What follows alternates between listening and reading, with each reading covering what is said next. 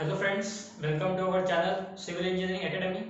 आज हम लोग बोल्टेड कनेक्शन का सेकंड पार्ट देखने वाले हैं। पार्ट वन के अंदर हम लोगों ने बोल्टेड कनेक्शन का जो बेसिक कंसेप्ट था, बोल्ट क्या होता है, उसके अंदर कौन से टाइप के बोल्ट्स होते हैं और कौन से टाइप के कनेक्शन हम लोग पढ़ते हैं, लैप जॉइंट, बट जॉइंट, ये हमने देखा था। आज के पार्ट में हम लोग बोल्टेड कनेक्शन से रिलेटेड कुछ टेक्निकल टर्म्स, उसका डेफिनेशन देखेंगे, उसके आईएस कोड के जो स्पेसिफिकेशंस है वो देखेंगे और किस किस मोड में बोल्ट कनेक्शन फेल हो सकता वो पढ़ने वाले। ठीक है, तो वीडियो के साथ एंड तक बने रहना।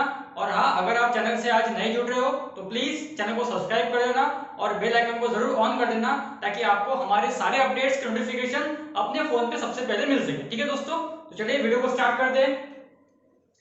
तो बोल्टेड कनेक्शन के अंदर कुछ टेक्निकल टर्म्स और उसके डेफिनेशंस और उसके जो आईएस कोड है 800 2007 के हिसाब से उसके कुछ स्टैंडर्ड स्पेसिफिकेशन है, वो आपको पता होना बहुत ज्यादा इंपॉर्टेंट है, क्योंकि कोई भी एग्जाम के अंदर मल्टीपल चॉइस क्वेश्चन इस फॉर्म में बनते हैं जो आपको एग्जाम में पूछते हैं। ठीक है, तो सबसे पहले कुछ टेक्निकल टर्म्स हम लोग पढ़ेंगे आज। टेक्निकल टर्म्स जो प्योरली रिलेटेड है बोल्टेड कनेक्शन के ऊपर। ठीक है, जैसा पहला डिस्टेंस है, पहला एक टर्म है पिच डिस्टेंस। पिच डिस्टेंस, तो पिच डिस्टेंस का मीनिंग क्या होता है? Centre to centre distance between any two adjacent holes measured along the direction of load.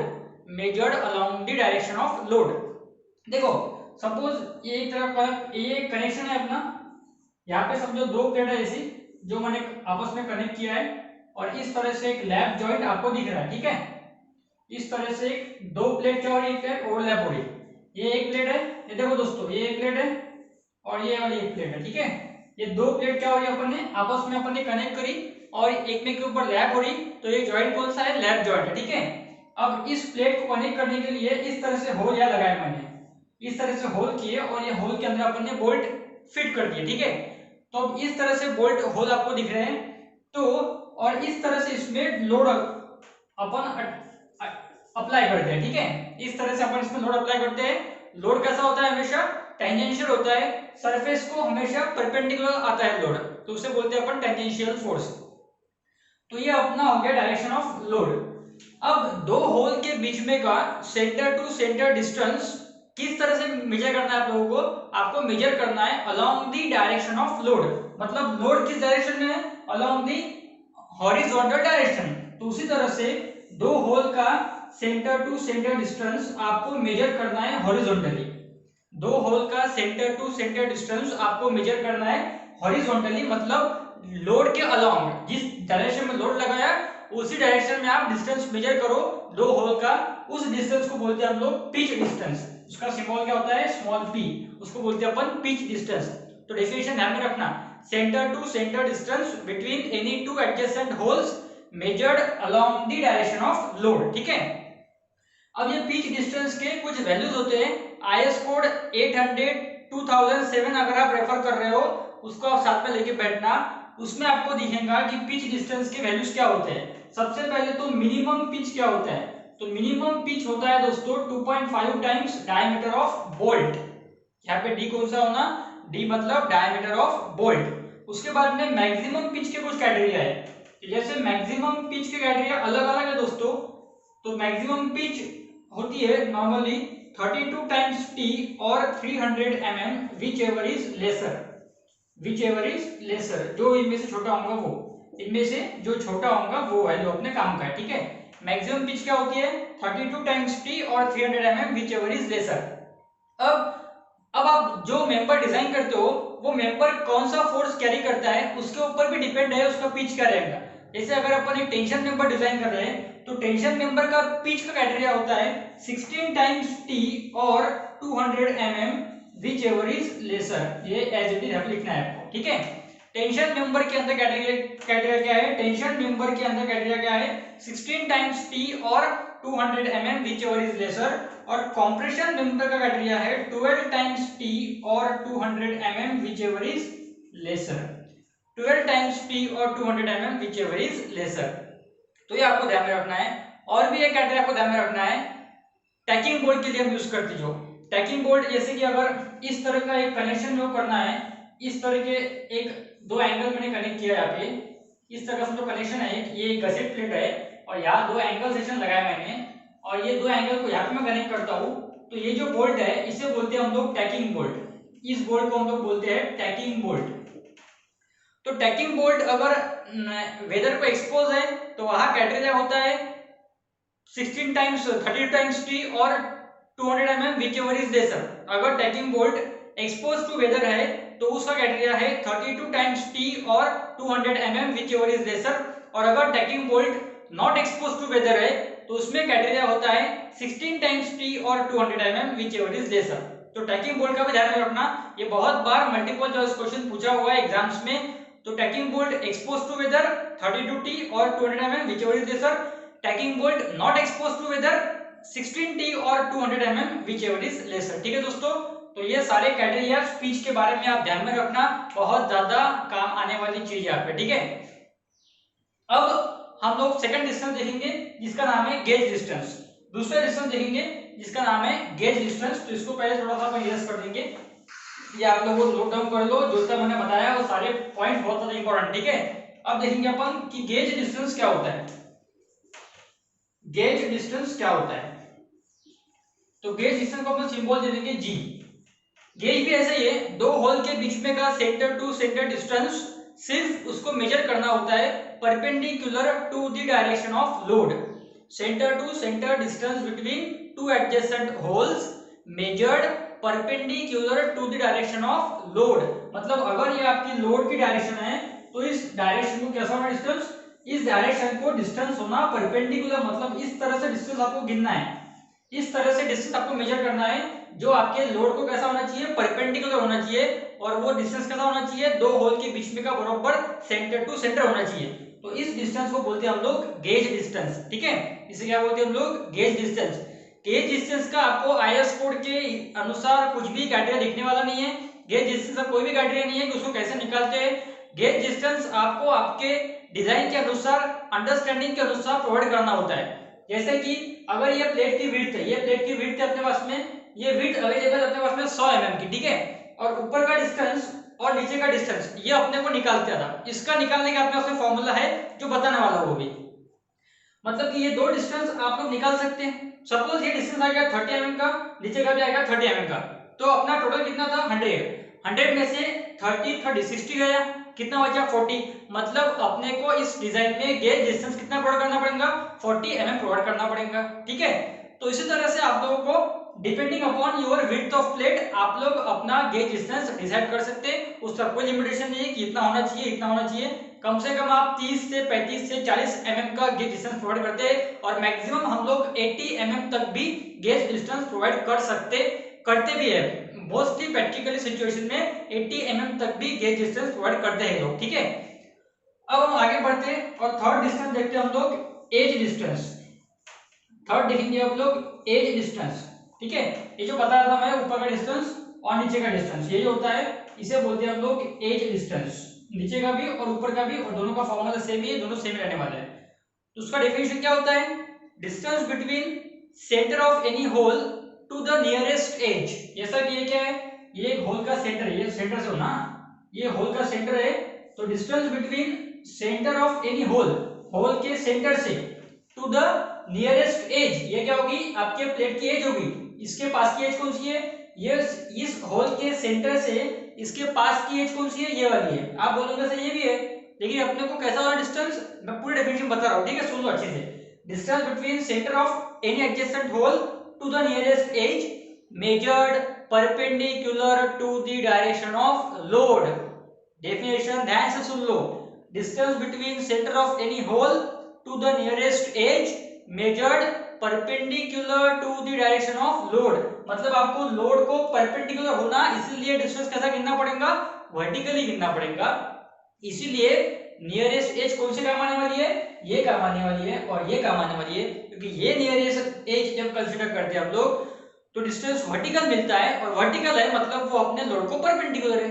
ठीक है, तो एज डिस्टेंस का डेफिनेशन ध्यान में रखना, distance between centre of any hole to the nearest edge measured perpendicular to the direction of load. ठीक है, as distance को अब आप लोग दो तरीके से आप लोग पूछ सकते हैं। डिस्टेंस का फॉर्मूला, एज डिस्टेंस में दो कैटेगरी होते हैं, एक तो हम लोग प्लेट के एजेस को हैंड फ्लेम से कट करते हैं, मतलब मैन्युअली कट करते हैं, या फिर मशीन से कट करते हैं। तो अगर हम हैंड फ्लेम कट कर रहे हैं एजेस को, मतलब edge distance for hand flame cut edge, hand flame से अपन कट कर रहे हैं तो हैंड फ्लेम के लिए एज डिस्टेंस होता है 1.5 डीएच, और मशीन से अगर अपन कट कर रहे हैं एजेस को तो मशीन फ्लेम एजेस के लिए, मशीन फ्लेम कट के लिए एज डिस्टेंस होता है 1.7 डीएच। ध्यान में रखना है चीज, हैंड फ्लेम कट एज के लिए 1.5 डीएच और मशीन फ्लेम कट एज के लिए 1.7 डीएच। बहुत से बच्चों को पता ही नहीं है, ऑलमोस्ट 95% बच्चों को सिर्फ एक ही पता है 1.7 डीएच। उनको पता ही है कि इसके अंदर दो वैल्यूज होती है, 1.7 होता है, 1.5 होता है। तो ये चीजें मल्टीपल चॉइस क्वेश्चन में बनती है, ऐसे ही क्वेश्चन पूछते जो आपको पता नहीं होते, तो ये चीजें आप ध्यान में रखना, ठीक है। मशीन फ्लेम के लिए 1.7 डीएच और हैंड फ्लेम के लिए 1.5 डीएच। कोई भी गुप्ता या अगोरी गुप्ता में देख लेना, ये क्वेश्चन दिखने वाला है आपको, ठीक है। अब चलते हैं फोर्थ डिस्टेंस की तरफ, जिसका नाम है एंड डिस्टेंस। अपना लास्ट डिस्टेंस है जो बहुत ज्यादा इंपॉर्टेंट है, एंड डिस्टेंस। यही distance from centre of any hole, जैसे ये होल है, ये होल का सेंटर हो गया, distance of centre of any hole to the nearest edge. वैसे ही सेम इसकी जैसे एज के जैसा, लेकिन एज डिस्टेंस हम लोगों ने लोड को परपेंडिकुलर गिना था, तो अपने को एंड डिस्टेंस लोड को पैरेलल गिनना है। तो आप समझ लो पिच और एंड आपस में संबंधित है और गेज और एज आपस में संबंधित है, क्योंकि गेज और एज हम परपेंडिकुलर पूछते हैं, पिच और एंड डिस्टेंस हम लोग along the direction of load गिनते हैं। तो जैसे ये डायरेक्शन आपके लोड जा रहा है तो इसी डायरेक्शन में आपको डिस्टेंस गिनना है, ठीक है। इसे बोलते हैं हम लोग end distance. Distance from centre of any hole to the nearest edge measured along the direction of load. ये सारे डेफिनेशंस मैं लिख रहा हूं बोर्ड पे, लेकिन आपको लिख कर रखना है आपके टेक्स्ट बुक में, आपके रजिस्टर में आपको लिख कर रखने का है, क्योंकि आप लोगों को डेफिनेशन भी बहुत ज्यादा इंपॉर्टेंट है। आप लोगों को मल्टीपल चॉइस क्वेश्चन के लिए तो इंपॉर्टेंट है ही, साथ में आपके करिकुलम के एग्जाम्स के लिए बहुत ज्यादा काम आने वाली है, ठीक है। तो एंड डिस्टेंस के लिए वैल्यू क्या होती है एंड डिस्टेंस की? एंड डिस्टेंस की वैल्यू एक ही होता है, वो होता है 1.5 डीएच। दोस्तों ये सारे वैल्यू क्या मिनिमम वैल्यू है, ठीक है, मतलब कम से कम वैल्यू है, कम से कम एंड डिस्टेंस आपको इतना रखना होता है, उसका मैक्सिमम लिमिट नहीं है दोस्तों कुछ। इसीलिए हर वक्त जब भी हम डिजाइन करते हैं ना स्टील कनेक्शन को, तो प्रैक्टिकली हम लोग एंड डिस्टेंस हो गया, एज डिस्टेंस हो गया, वो इसी फॉर्मूले से हम लोग निकालते हैं और इसी फॉर्मूले से उतना हम डिस्टेंस छोड़ते हैं, ठीक है। तो इसीलिए इसका मैक्सिमम को लिमिट आपको पूछने वाला भी नहीं है और उसका आईएस कोड ने को दिया भी नहीं है। तो आप लोगों को सिर्फ जो मिनिमम वैल्यूज है कम से कम इतना होना चाहिए, तो वो जो मिनिमम वैल्यू क्या होती है वो आपको सिर्फ याद रखना है, ठीक है। तो ये चार डेफिनेशंस, चार टेक्निकल टर्म्स बहुत ज्यादा महत्वपूर्ण थी, तो आप लोग ये सारे डेफिनेशंस ध्यान में रखना, ठीक है। अब आगे चलते हम लोग, अब आगे हम देखेंगे कि बोल्टेड कनेक्शंस कौन से मोड में फेल हो सकता, मतलब उसका हेडिंग क्या रहेगा, modes of failure of bolted connections. Heading क्या रहेगा, modes of failure of bolted connection. दोस्तों डायग्राम निकाल के रखो, ठीक है, क्योंकि एक डायग्राम में आपको चारों पे डिस्टेंस दिख रहे हैं, पिच, गेज, एंड और एज, चारों पे डिस्टेंस आपको एक डायग्राम में दिख रहे हैं। मैं तो बोलता हूँ डायग्राम निकाल के रखो और सबकी तरफ ऐसे बाजू में आप लोग एरो लेके उसके सारे के फॉर्मूले भी लिख दो, मतलब एक डायग्राम में आपको डेफिनेशन भी आ जाएंगी, आपके फॉर्मूले भी आ जाएंगे, आपको कुछ भी पढ़ने की जरूरत है, ठीक है। तो modes of failure of bolted connections, bolted connection कौन से मोड में फेल हो सकता, तो उसके तीन मोड ऑफ फेलियर दोस्तों, there are 3 modes of failure. पहला है शेयर फेलियर मोड, पहला है शेयर फेलियर मोड, दूसरा है बेयरिंग फेलियर मोड, दूसरा है बेयरिंग फेलियर मोड, और तीसरा है टेंशन फेलियर मोड। तो दोस्तों इसके जो फॉर्मूले हैं वो बहुत बड़े बड़े हैं, तो फॉर्मूले के अंदर मैं जाने वाला नहीं हूं, क्योंकि मैं आप लोगों को बेसिकली जिस एग्जाम्स के लिए पढ़ा रहा हूं वो कॉम्पिटिटिव एग्जाम्स है, ठीक है। करिकुलम के हिसाब से आपको पढ़ना है तो उसे बहुत टाइम लगता है अपने को, कि करिकुलम में इसके ऊपर 10 प्रकार के प्रॉब्लम पूछने वाले अपने को एग्जाम्स में। तो करिकुलम वाइज अगर हम पढ़ेंगे तो it will be a very time consuming lectures, बराबर। एक टॉपिक को खत्म करने के लिए 5 से 6 लेक्चर जाएंगे अपने को। अभी मैं आपको वो हिसाब से पढ़ा रहा हूँ कि आपको मल्टीपल चॉइस क्वेश्चन किसके ऊपर पूछ सकते हैं, क्योंकि मल्टीपल चॉइस क्वेश्चन में तो आपको फॉर्मूले पूछने वाले नहीं है कि what is the design strength of bolt in shear, what is the design strength of bolt in bearing, ये कोई पूछने वाला नहीं कि ये सारे फॉर्मूले आईएएस कोड में आपको दिए और पूछ भी लिए आप लोगों को, तो ये सारे फॉर्मूले आईएएस कोड में दिए हुए हैं, आपको आईएएस कोड से लर्न करना है। तो इसलिए मैं आपको कुछ नया बताने वाला नहीं हूँ कि ये फॉर्मूला कहाँ से आया या ऐसा ही क्यों आया, ये अपन नहीं बता सकते कि ये सारे आईएएस कोड में मेंशन है। तो इसलिए इसमें अपन टाइम अपना कंज्यूम करने वाले नहीं है। सिर्फ आपको मैं तीनों मोड्स ऑफ फेलियर जो है उसके अंदर मेंबर कैस किस तरह से फेल होता, मतलब मेंबर में फेलियर काय की वजह से होता, ये पता होना जरूरी है। उसका फॉर्मूला क्या है ये तो हम आईएएस कोड में से लिख सकते हैं, तो इसलिए आपको मेरी हेल्प की जरूरत नहीं है। मैं यहाँ क्यों हूँ, क्योंकि मैं आपको बता सकूं कि इस शेयर के अंदर बेयरिंग के अंदर मेंबर किसके वजह से फेल होता, अपना कनेक्शन टूट रहा तो काय की वजह से टूट रहा, ये बताने के लिए मैं यहाँ हूँ। ठीक है, तो देखो पहला कौन सा है, शेयर फेलियर मोड। तो जब शेयर फेलियर मोड होता है, मतलब अब हम कब बोल सकते हैं कि ये मेंबर शेयर की वजह से फेल हुआ, तो दोस्तों जब अपन दो प्लेट इस तरह से कनेक्ट करते और अगर अपन इस पे टेंजेंशियल फोर्स लगाते, टेंजेंशियल फोर्स का मीनिंग क्या होता है, शेयर फोर्स। तो शेयर फोर्स हम दोनों साइड से लगा रहे और इतना ज्यादा फोर्स हमने लगाया कि ये प्लेट और ये बोल्ट उसको झेल नहीं पाए। हमने इतना ज्यादा फोर्स लगा दिया कि ये कनेक्शन उसको झेल नहीं पाया और ये प्लेट क्या हो गई, प्लेट अपनी जगह से स्लिप हो गई। प्लेट क्या हो गई, इतना स्लिप नहीं होने वाला है, थोड़ा सा स्लिप होने वाला है क्योंकि फोर्स इक्वल होती है दोनों साइड से। तो अगर इस लोड को फोर्स, ये उस फोर्स को अगर ये कनेक्शन झेल नहीं पाए, अगर ये प्लेट झेल नहीं पाती है तो क्या होगा, प्लेट स्लिप हो जाएंगी। तो जब प्लेट अपने जगहों से स्लिप होती है, अपने जगहों से डिस्प्लेस होती है, तो उस मोड ऑफ फेलियर को बोलते हैं हम लोग शेयर फेलियर मोड। क्योंकि शेयर का मीनिंग क्या होता है, फ्रिक्शन, फ्रिक्शन का मीनिंग होता है घर्षण। तो इस ऐसा वहां पे फ्रिक्शन होना चाहिए ना, तो जब ऐसा फ्रिक्शन होगा तो वहां कौन सा मोड ऑफ फेलियर हो गया, शेयर फेलियर मोड हो गया। तो आपको सिर्फ क्या ध्यान में रखने का है, shear failure mode occurs due to slippage of plate, due to slippage of plate. ठीक है, बियरिंग फेलियर मोड, तो बियरिंग में क्या होता है, शेयर फेलियर मोड जो होता है ना वो प्लेट वीक होती है उसकी वजह से होता है। अगर अपन ने बहुत ज्यादा फोर्स लगा दिया और अपने प्लेट का कैपेसिटी नहीं है, मतलब क्या है, प्लेट वीक है, तो प्लेट वीक थी इसलिए शेयर फेलियर मोड हो गया। वैसे ही बहुत ज्यादा फोर्स लगा दिया और प्लेट तो स्ट्रांग थी, प्लेट तो अपन ने बहुत स्ट्रांग यूज करी, शेयर होना नहीं चाहिए, लेकिन जो बोल्ट अपन ने यूज किया वो बहुत कमजोर यूज किया। यहाँ पे जो बोल्ट अपन ने यूज किया वो बोल्ट बहुत कमजोर था। तो अगर किसी वजह से बहुत ज्यादा फोर्स आपने लगाया और उस फोर्स को आपका बोल्ट नहीं कैरी कर पाया, मतलब पहले तो अपना बोल्ट अपने को इस तरह से दिख रहा था और लोड लगाने के बाद में बोल्ट टूट गया, बोल्ट इस तरह से दिख रहा है बाद में अपने को, बोल्ट का जो क्रॉस सेक्शन है वो अपने को अगर बाद में इस तरह से दिख रहा, तो यहाँ पे जो मोड ऑफ फेलियर हो गया, यहाँ पे जो फेलियर हुआ वो किसकी वजह से हुआ, बोल्ट की वजह से हुआ। अगर प्लेट स्लिप होती है तो उसे बोलते हैं शेयर फेलियर मोड, अगर बोल्ट क्रश हो जाता है तो उसे बोलते हैं हम लोग क्रशिंग ऑफ बोल्ट से फेल हुआ, मतलब उसे बोलते हैं बेयरिंग फेलियर मोड। ठीक है, तो अगर किसी तो आप ये ध्यान में रख लो, शेयर फेलियर मोड काय की वजह से होता है क्योंकि वहां अपनी प्लेट वीक होती है, और बेयरिंग फेलियर मोड काय की वजह से होता है क्योंकि वहां अपना बोल्ट वीक होता है, और टेंशन फेलियर मोड काय की वजह से होता है अगर अपन अपने मेंबर पे टेंसाइल फोर्स लगा रहे हैं और उस टेंसाइल फोर्स को अपने, ये समझो ऐसा कनेक्शन किया, ये एक प्लेट है, ये एक प्लेट, यहाँ कनेक्शन किया और यहाँ से टेंसाइल फोर्स लगाया, तो ये टेंसाइल फोर्स को अगर ये कनेक्शन नहीं झेल पाता तो कनेक्शन टूट जाएगा। तो tension failure mode simply applying tensile force की वजह से होता है। ठीक है, तो ध्यान में रखना। ठीक है, तो तीनों प्रकार के मोड ऑफ फेलियर में कौन से वजह से, किसके वजह से मेंबर फेल होता, ये आपको पता होना जरूरी है। रादर देन कि उसका फॉर्मूला क्या है, उसको कैसे सॉल्व करना है, वो फॉर्मूले तो आपको आईएएस कोड में मिल जाएंगे। ठीक है, और जाते जाते एक फॉर्मूला बता जाऊंगा नंबर ऑफ बोल्ट्स निकालने का, तो आप लोग लिख लो फॉर्मूला।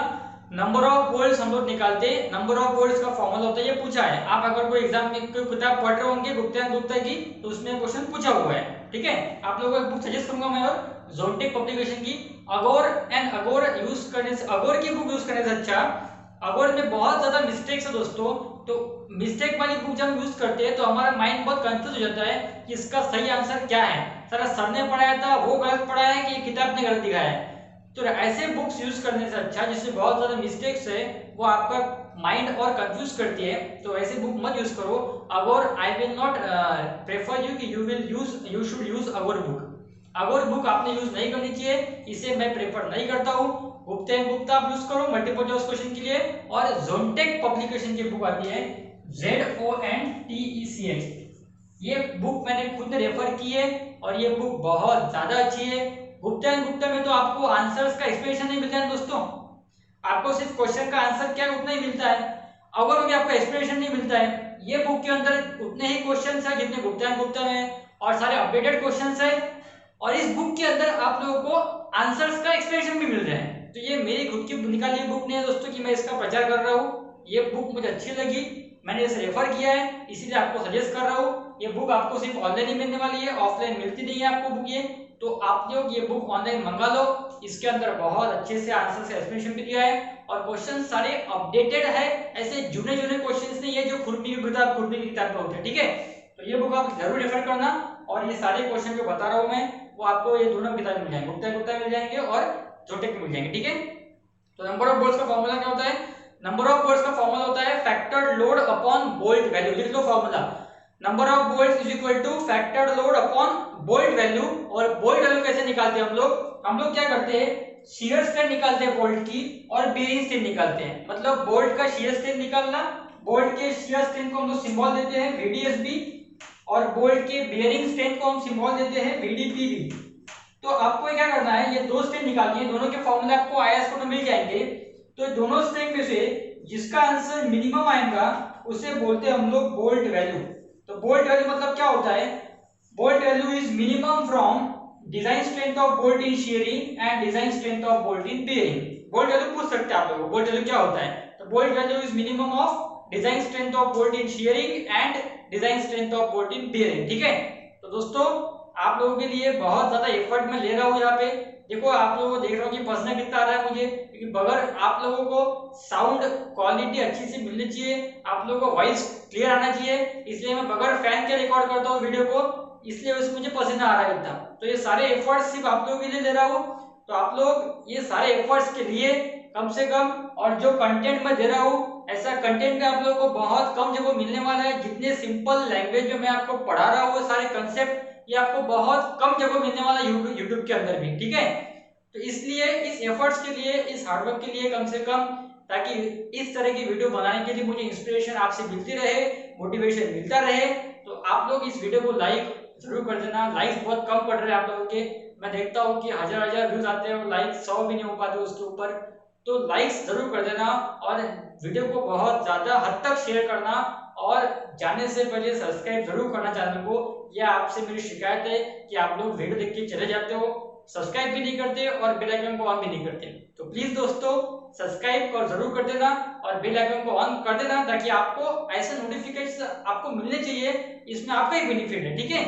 तो थैंक यू वेरी मच दोस्तों, आप ये वीडियो पसंद आया होगा तो लाइक और शेयर जरूर कर देना, ठीक है।